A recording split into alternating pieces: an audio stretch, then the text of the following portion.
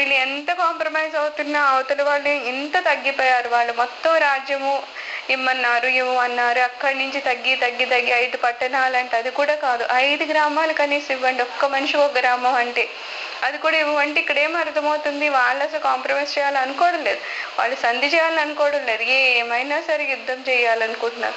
యుద్ధం చేయాలని నిజంగా వాళ్ళు ఎవరైనా నెగ్గుతారా అనేది వాళ్ళకి డౌటే. ఎందుకంటే కర్ణుడు తప్పితే పెద్దగా అయితే భీష్ముడు లాంటి వాళ్ళు ఉన్నారు, కానీ నిజంగా పాండవుల్ని జయించగలరు, ఎందుకంటే ఎదురుగుండా శ్రీకృష్ణ భగవానుడు ఉన్నారు.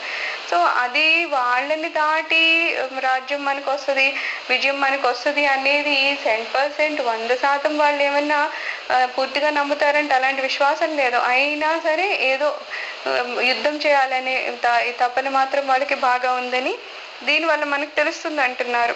శ్రీకృష్ణుడు 5 పాండవులకు కలిసి 5 గ్రామాలనైనా వారికి ఇస్తే బాగుంటుందని దాన పద్ధతిలో పాండవుల అభిప్రాయం తెలిపినాడు. కానీ కౌరవులు సూది మోపినంత భూమినైనను ఇవ్వమని చెప్పి కురుక్షేత్ర యుద్ధానికి సంకేతం పంపించారు. 5 గ్రామాలు కాదు కదా, సూది మోపినంత కూడా ఇవ్వము అంటే అస్సలు ఇవ్వము. దాని మీనింగ్ ఏంటి, మేము యుద్ధం చేయడానికే రెడీగా ఉన్నాం అని చెప్పడం అనమాట.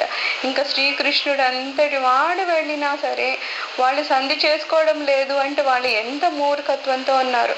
కనీసం మేము శత్రువులు ఎలాంటి వారైనా వెళ్ళినా ఆయన ఉన్నారు కదా, ఆయన శ్రీకృష్ణుడు పరమాత్మ, అన్నీ తెలుసు, పరబ్రహ్మ అని అప్పుడు తెలియడం లేదు కదా. కృష్ణావతారంలో కృష్ణుడే భగవంతుడు అనే విషయం అందరికీ తెలిసిన విషయమే.